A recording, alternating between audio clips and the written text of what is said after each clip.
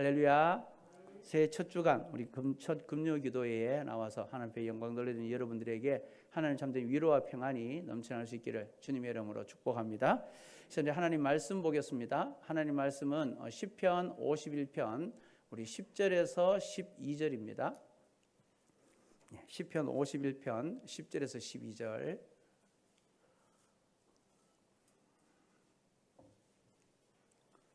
다 찾으셨으면 시편 51편 10절에서 12절 말씀입니다.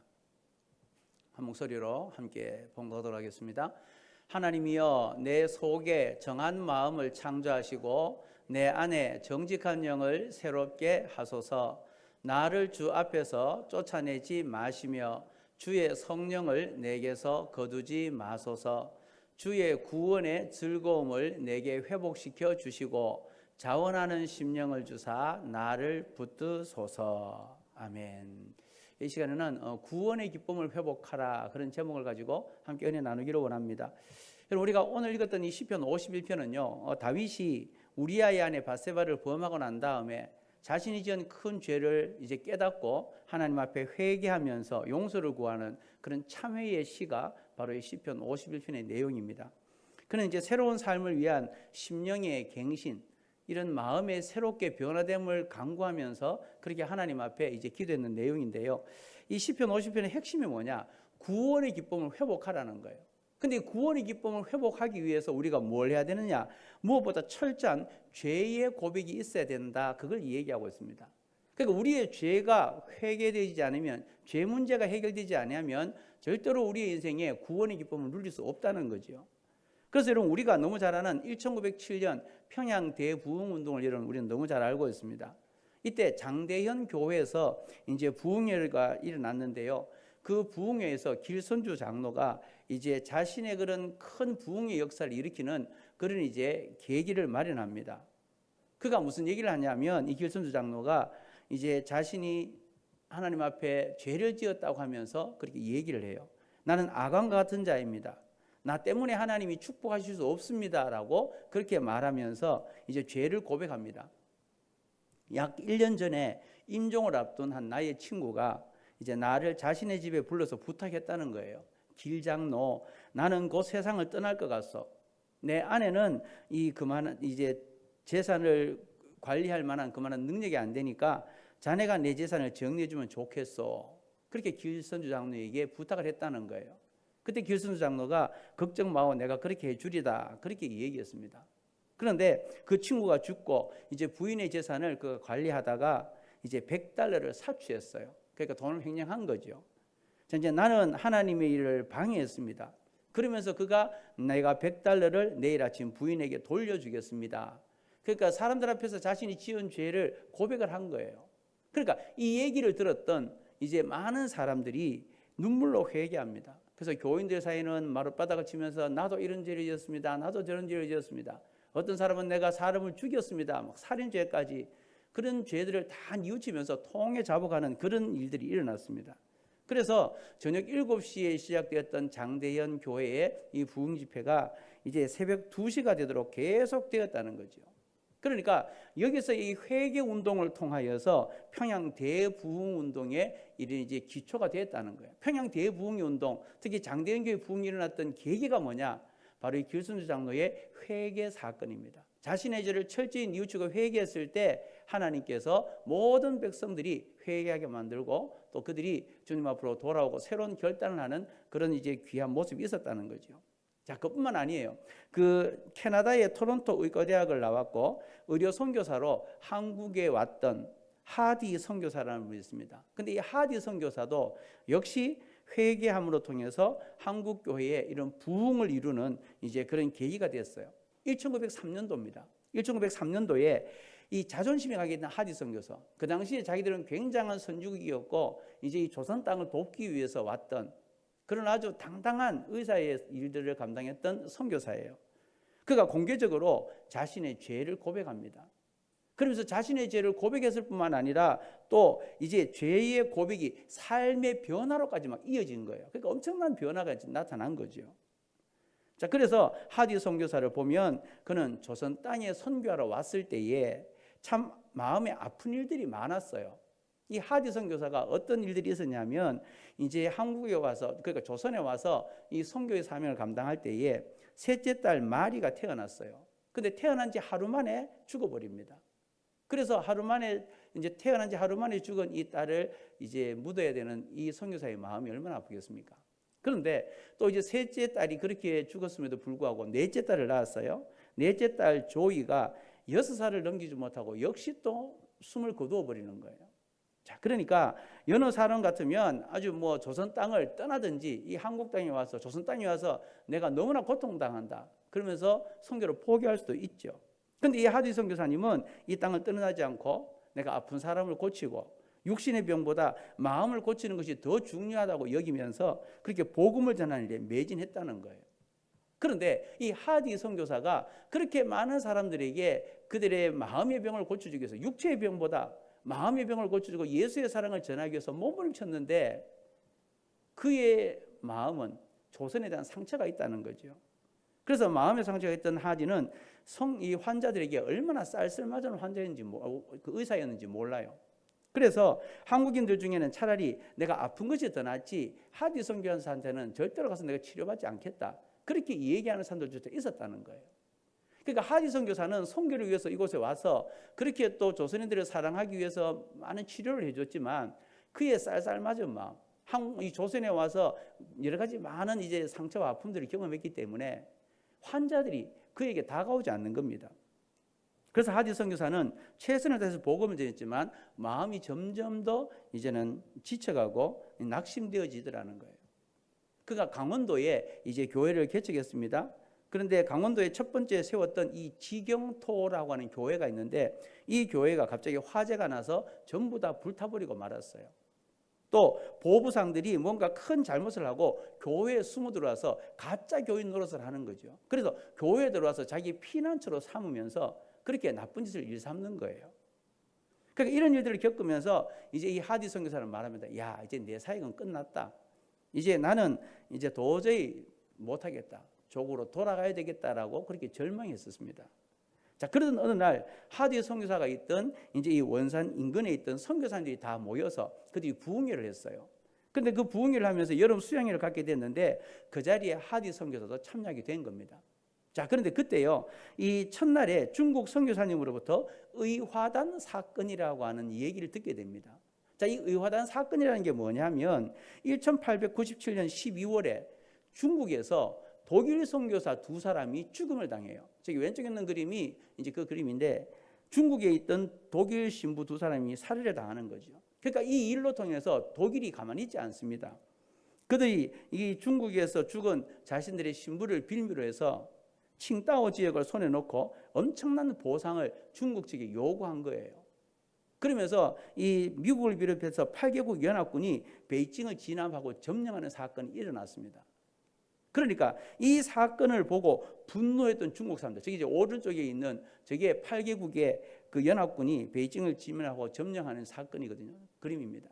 그런데 이 사건을 당했던 중국 사람들이 가만히 있지 않습니다. 비밀 결사 조직을 만들고 이 결사단들이 이제 중국에 있는 선교사들 1035명을 살해해버리는 사건이 일어나요. 그러니까 8개국의 사람들이 이 중국 땅에 와서 이제 독일 신부 죽은 거기에 대해서 보상을 해라라고 이야기하니까 그러면서 이 지역을 침범해서 칭다오를 자기들이 손에 넣고 엄청난 보상액을 청구하니까 중국 사람들이 중국에 들어와 있는 그 선교사 1035명을 죽인 거죠. 그뿐만 아니에요. 그들의 자녀들 53명도 살해합니다. 그리고 또 35명의 신부도 살해하는 일이 벌어져요. 그러니까 이 일을 중국 선교사님이 눈물로 이야기하고 이걸 듣는 사람들도 다 눈물을 흘렸다는 거예요. 야, 선교라고 하는 게 쉽지 않구나. 복음 전한다고 하는 것이 목숨을 걸지 않으면 불가능하구나. 이걸 이제 알게 된 거죠. 그러면서 이제 그날 집회가 마치고 이제 헤어질 때 하디 선교사님에게 이 다른 분들이 얘기를 했어요. 그 하디 선교사님, 당신이 기도에 대해서 3번의 설교를 좀 부탁 좀 드려도 될까요? 그래서 하디 선교사님이 알았습니다. 그럼 내가 3번의 기도에 대한 설교를 준비하겠습니다. 그렇게 하고 집으로 돌아왔습니다. 그리고 그 청을 받아들여서 이제 그날 밤에 설교를 준비하는데 아무리 묵상해도 하나님의 말씀이 그 마음속에 와닿지를 않는 거예요. 너무나 괴로운 마음으로 책상에 앉아서 어두운 창문을 가만히 바라보고 있다가 눈을 감았는데 깜짝 놀란 일이 벌어지 않습니다. 무슨 일이 일어났냐면 어디선가 손 하나가 나타나지만 자기의 마음속에 메네 메네 데길 우 바르신 그걸 쓴 거예요. 깜짝 놀라서 눈을 떴습니다. 그 순간 하디가 깨달은 거죠. 아, 내가 지금 하나님 보시기에 달고 달아보니 내가 너무 가볍구나. 이건 이제 다니엘서 5장에 나오는 이 벨사살 왕에 대한 그 얘기거든요. 메네메네 데길 우 바르신 이것이.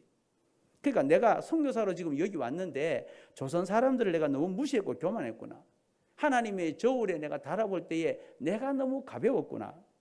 그러면서 나는 자격이 없는 벨사살 왕과 다를 게 전혀 없구나. 그걸 깨달은 거예요. 이 사실을 깨닫고 그날 밤에 눈물로 기도하면서 자신의 교만을 회개한 겁니다. 다음 날 수양의 모임에 참여한 하디가 설교 대신에 지난밤에 있었던 그 이야기를 있는 그대로 하면서 이야기해요.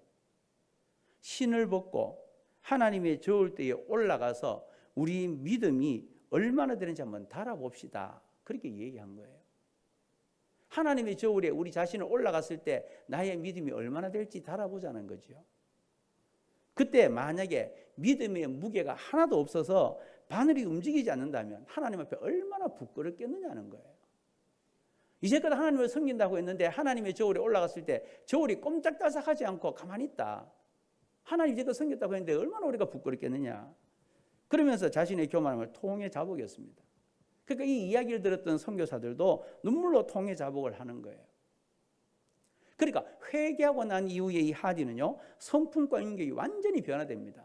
그래서 환자들이 하디의 손만 잡아도, 하디 선교사의 손만 잡아도 병이 고쳐진 역사가 나타난 거예요. 그렇게 하디 선교사에게 오기를 거부하고 그렇게 쌀쌀맞던 선교사가 그 인생이 변화되고 난 다음에 자신의 죄를 철저히 회개하고 난 이후에 그에게 하나님의 능력이 주어진 거죠. 그래서 하디 손만 만져도 병이 나았다는 겁니다. 그래서 이 눈물이 원산 대부흥운동까지 이어지게 됐다라는 거예요. 그러니까 여러분, 이 부흥운동이 일어나는 것은 그냥 일어나는 게 아니라는 거죠.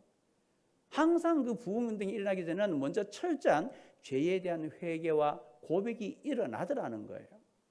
그래서 1907년에 평양 대부흥운동이 그냥 일어난 게 아니라는 거죠.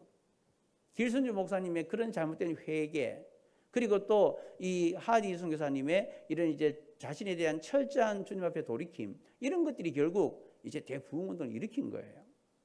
그래서 우리는 1907년 평양대 부흥운동의 가장 중요한 인물이었던 길선주 장로님이 자기 친구가 유산으로 맡긴 돈을 횡령했다는 것을 고백하면서 회개했던 사건, 그리고 원산대 부흥운동을 일으켰던 이 하디 선교사가 예수님을 전적으로 의지하지 않고 자기 노력, 자기 힘으로 뭔가 이루려고 했던 그 모습들, 이런 것들로 선교하려고 하다가 결국 실패했고, 그래서 하나님 앞에 철저히 회개하면서 하나님 주시는 능력으로 새롭게 사역을 감당했다는, 부흥의 역사를 일으켰다는 이 소식을 이제 우리에게 들려주고 있다는 거죠. 여러분, 좀 극단적인 질문을 해볼게요. 그러면 여러분, 만약에 우리가 친구 돈을 횡령한 죄와 예수님을 전적으로 의지 않았던 죄, 어떤 게 더 커요? 우리 인간적인 생각으로 사람의 돈을 횡령한 죄와 또 아니면 하나님을 의지하고 내 마음대로 살아왔던 죄, 어떤 죄가 더 큽니까? 예? 여러분, 사람의 돈을 횡령한 게 커요? 아니면 하나님을 의지하고 살아왔던 그 죄가 커요? 우리는요, 보통 윤리적인 죄에 대해서만 자꾸 이제 우리는 관심을 가지잖아요. 그렇죠?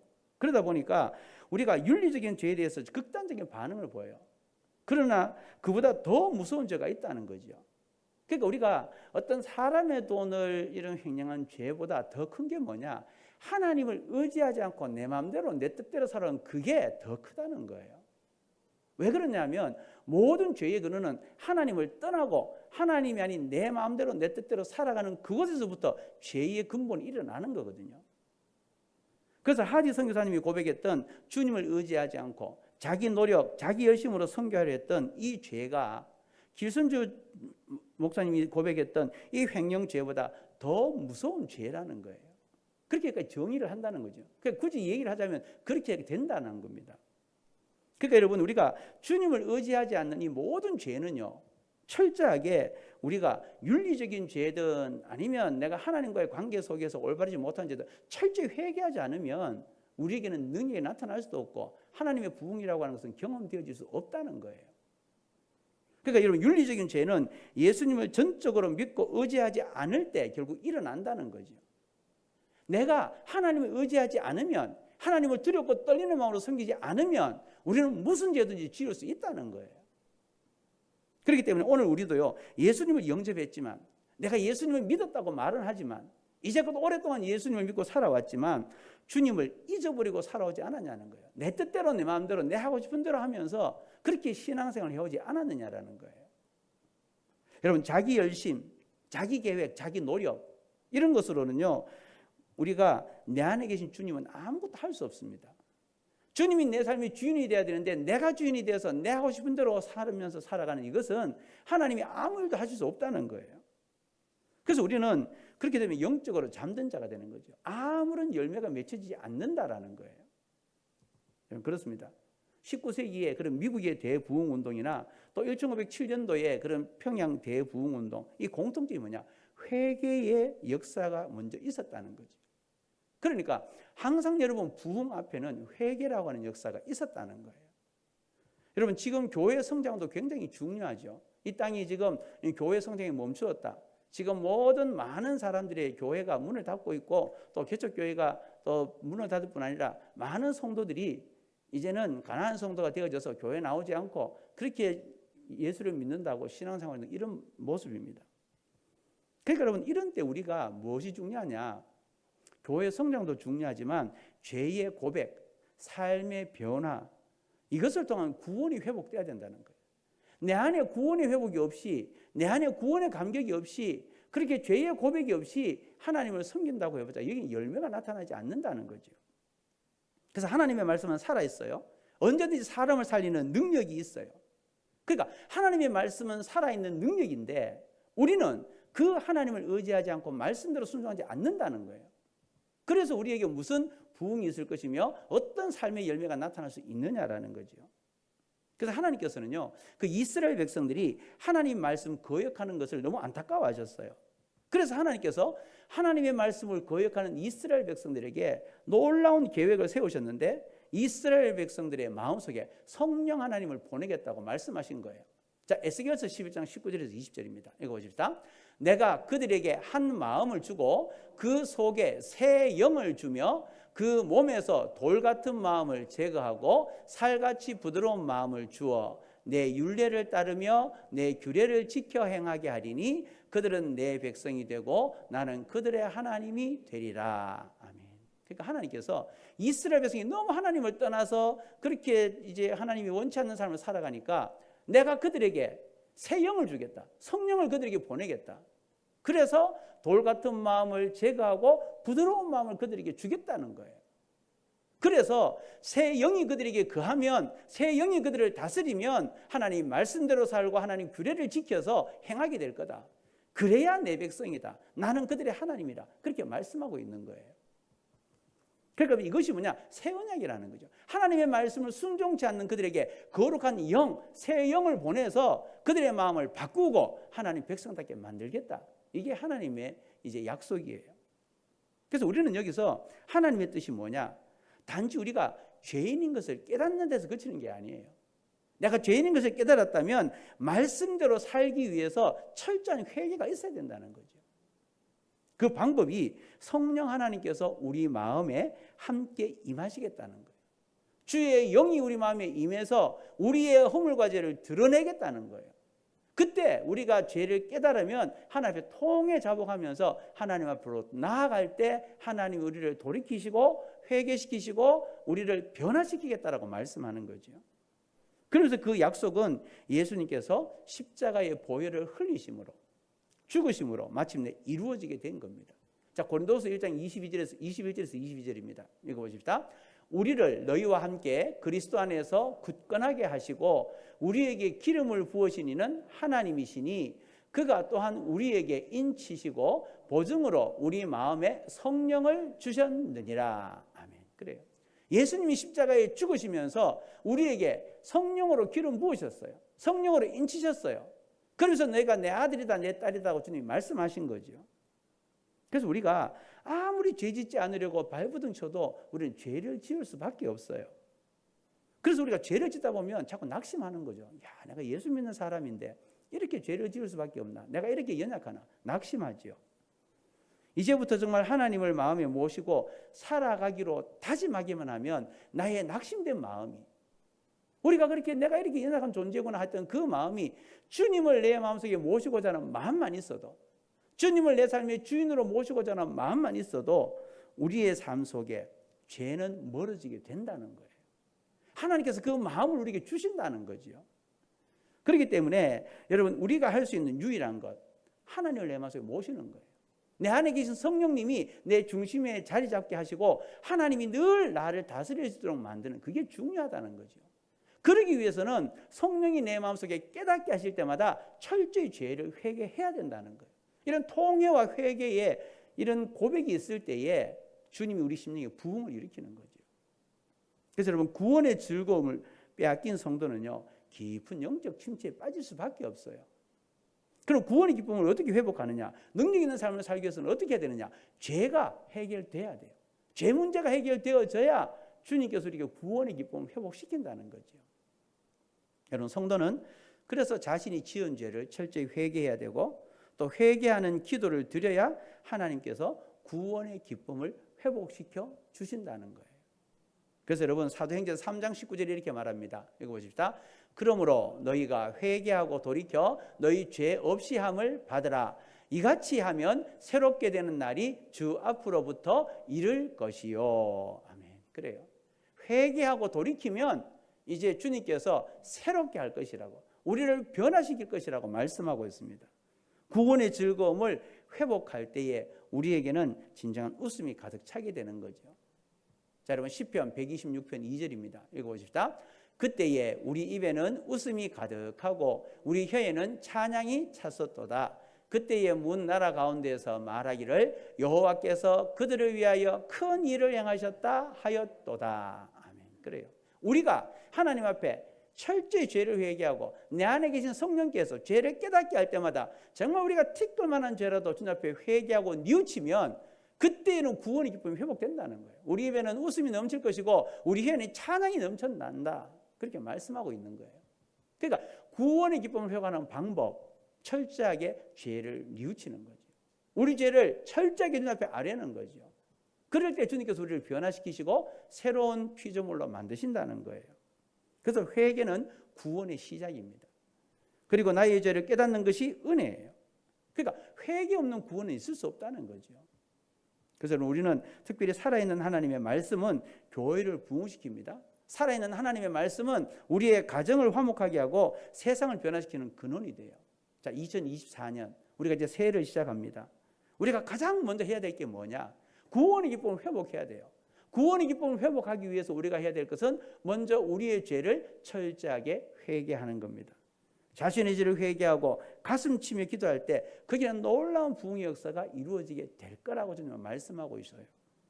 여러분, 지금은 성당이 멈춘 시대라고 말합니다. 탈종교화가 되어서 사람들이 이제 어떤 종교 하나가 아니라 여러 종교를 섬기고 기존 자기가 믿던 그 종교들이 잘못되었다고 생각하고 다른 종교로 넘어가 버리고 그렇게 배반하는 것들이 얼마나 많은지 몰라요.